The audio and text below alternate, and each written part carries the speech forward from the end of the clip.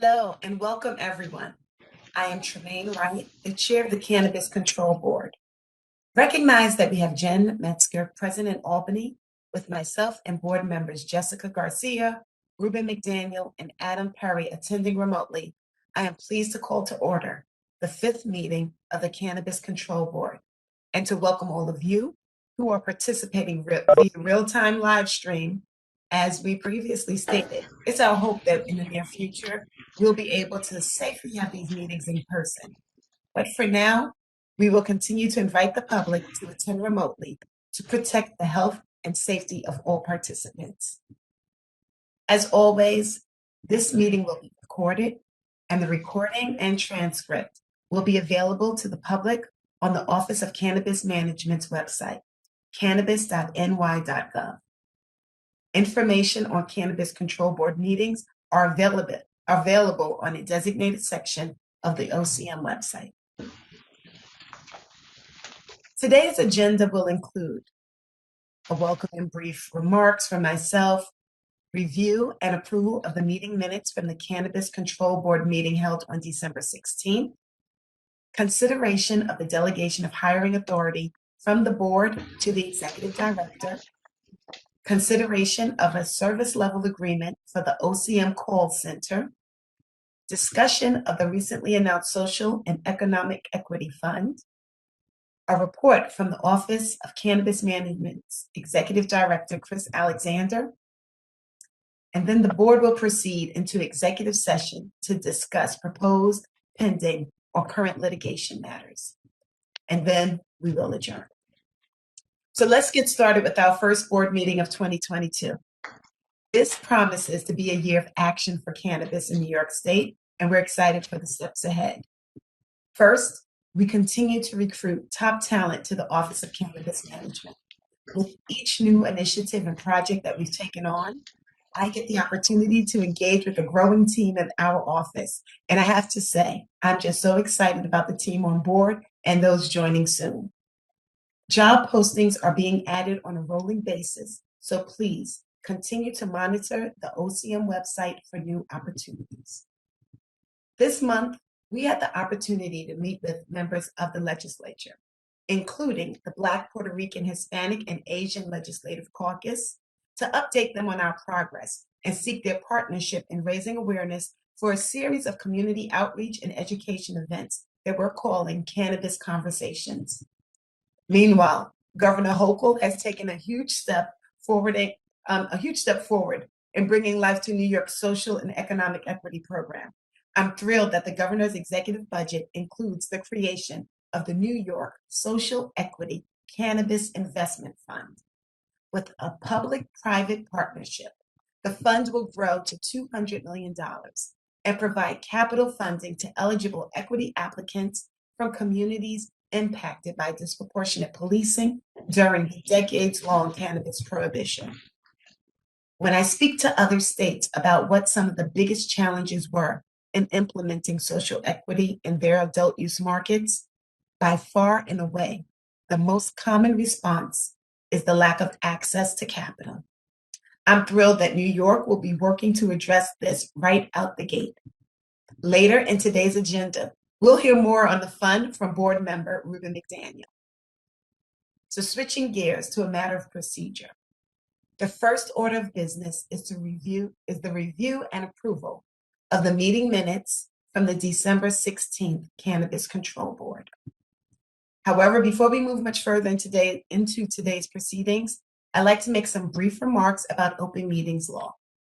As stated at every board meeting, the Cannabis Control Board is subject to the open meetings law, which is intended to ensure the greatest levels of transparency and public participation in the affairs of the government. Due to the ongoing pandemic, we have requested that members of the public join us via video conference, which we will continue to offer to keep the public and members of this body safe.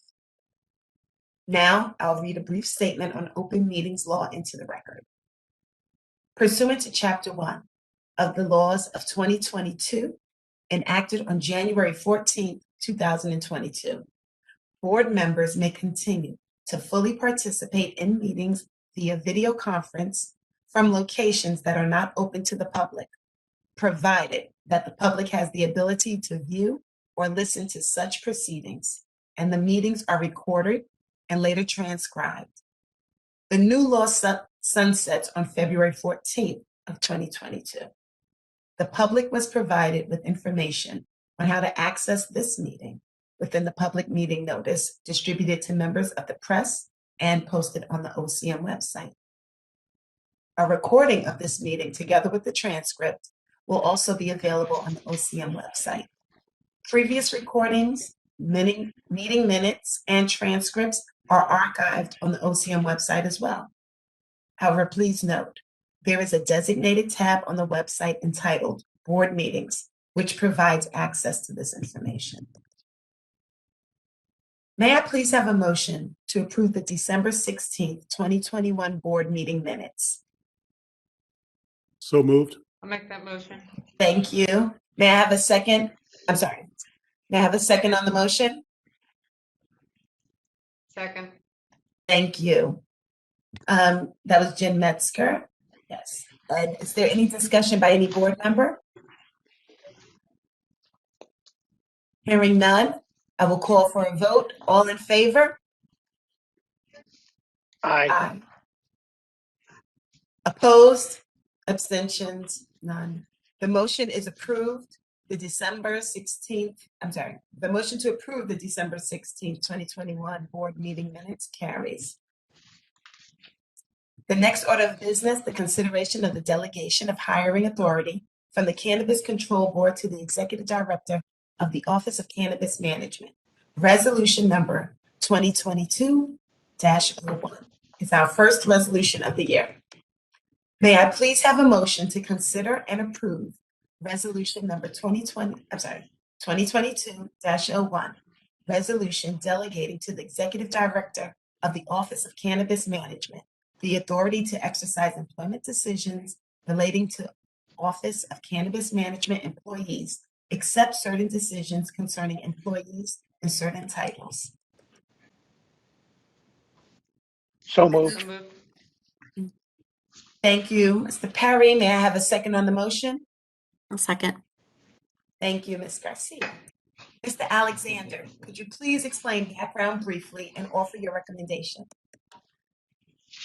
Absolutely. Thank you, Madam Chair. The cannabis law grants to the board both authority to appoint all directors as necessary, including counsels, deputies, assistants, investigators, and other employees, and the authority to delegate that power to the executive director. This resolution is in front of the board. It will help streamline OCM's hiring and onboarding as we continue to grow the agency. Thank you, Mr. Alexander. Is there any discussion, question, or comment by any board member? I will call for a vote. Ms. Metzger, Aye. Ms. Garcia, Aye. Mr. McDaniel, Aye. Mr. Perry. Aye. I vote in favor as well. The motion to approve resolution number 2022-01, resolution delegating to the Executive Director of the Office of Cannabis Management the authority to exercise employment decisions relating to Office of Cannabis Management employees, except certain decisions concerning certain employees and titles carries. Concerning the next order of business, may I please have a motion to consider and approve resolution number 2022-02, resolution to authorize the Executive Director of the Office of Cannabis Management to enter into a service level agreement between the New York State Office of Children and Family Services, Human Services Call Center, and the Office for the provision of call handling services. So moved. Thank you, Ms. Metzger. May I have a second on the motion? I second. Thank you, Mr. McDaniel. Mr. Alexander, could you please explain background briefly and offer your recommendation? Absolutely, Madam Chair. This resolution authorizes OCM to enter into a service level agreement with the Office of Children and Family Services for call center functions. This call center has been in operation for some time. has helped answer level 1 questions that are coming from the public to that call center related to the medical and cannabinoid hemp program. We're looking to extend that call center and expand the service to also the adult use program. Thank you, Mr. Alexander. Is there any discussion, question, or comment by any board member? I'll call for a vote. Ms. Metzger, Aye. Garcia, Aye. Mr. McDaniel, Aye. Mr. Perry, Aye. and I vote in favor. 12, the motion to approve resolution number 2022-02, resolution to authorize the executive director of the Office of Cannabis Management to enter into a service level agreement between the New York State Office of Children and Family Services, Human Call Service Call Center, and the Office for the Provision of Call Handling Services carries. As mentioned at the beginning of the call, we're excited to dive deeper into the details of the Social and Economic Equity Fund. I'd now like to invite board member Ruben McDaniel to present an overview of the fund.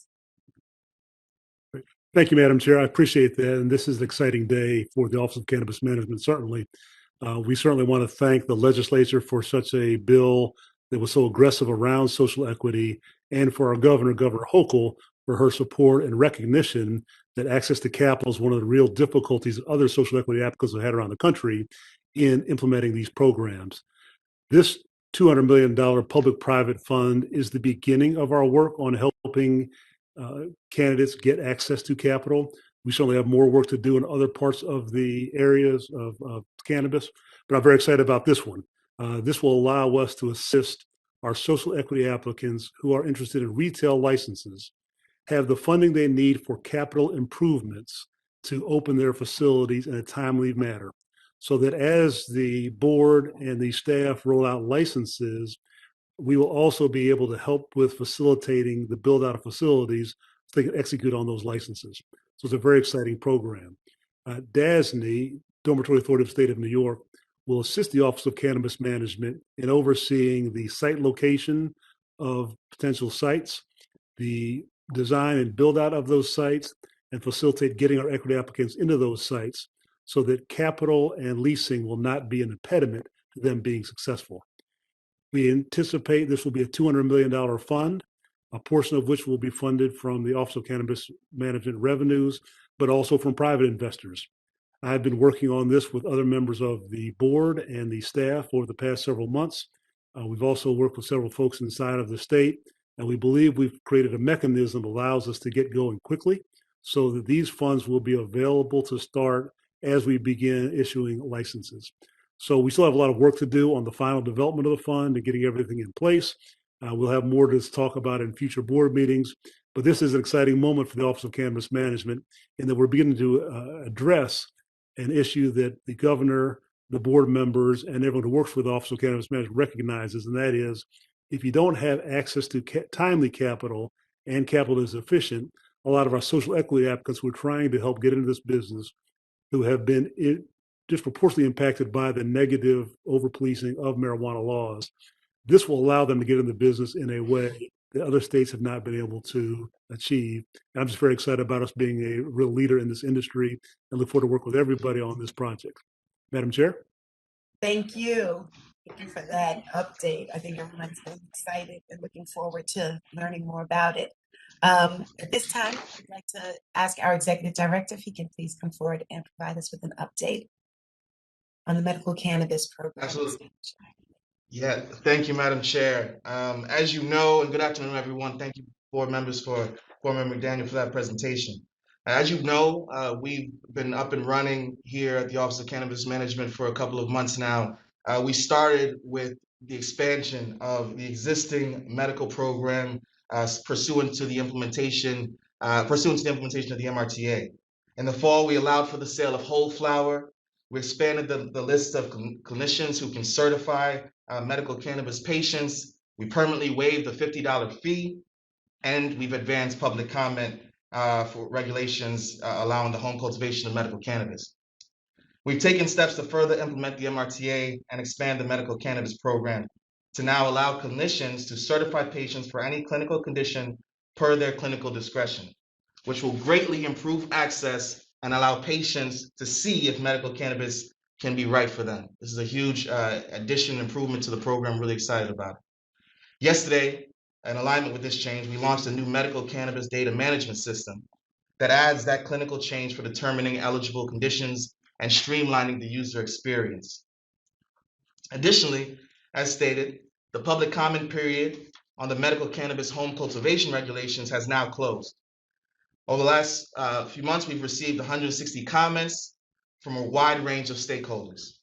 The office is currently beginning the work to conduct an assessment and provide a formal response to those comments.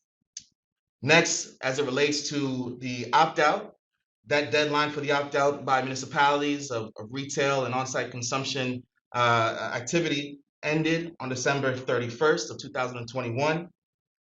Data that's been received, filed by locales with the Cannabis Control Board through a web-based portal shows that 10% of cities and 34% of municipalities have opted out of retail dispensaries and on-site consumption lounges.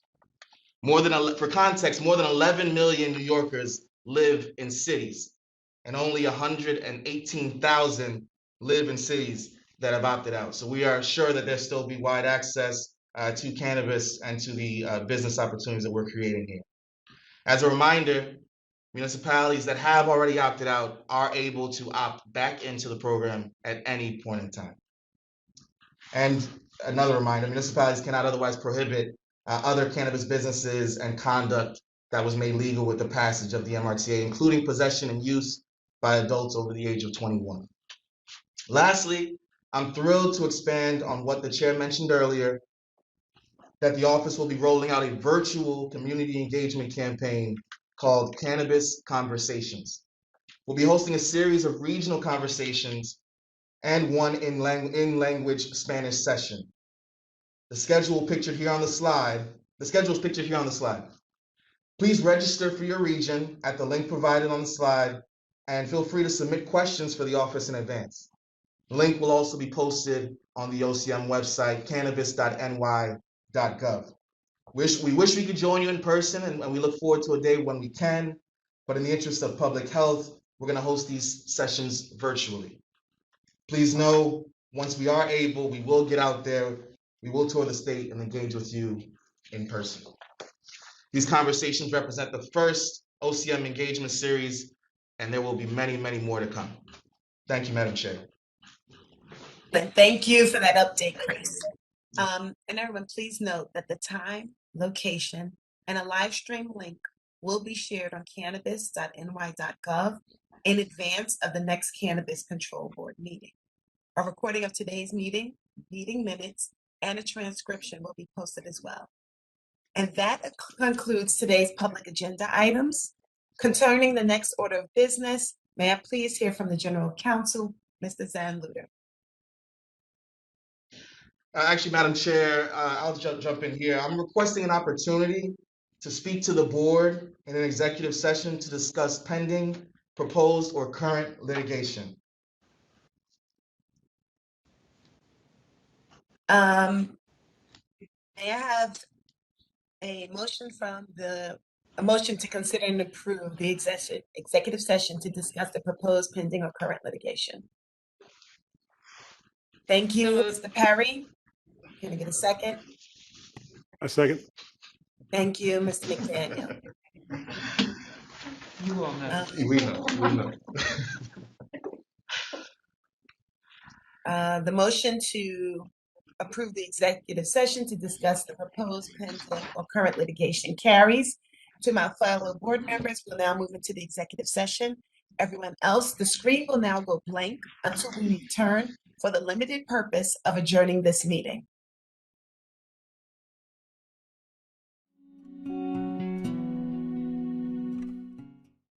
The executive session has concluded. May I please have a motion to adjourn this meeting? So moved. So moved. Thank you, Ms. Metzger, and I'm second. I'll second. Second from you, Ms. Garcia? Okay, thank you. Is there any discussion by any board member? Hearing none, I'll call for a vote. All in favor? Aye. Aye. The motion to adjourn this meeting carries. Thank you all for your patience as we went into executive session. We have now concluded today's business and we will now adjourn.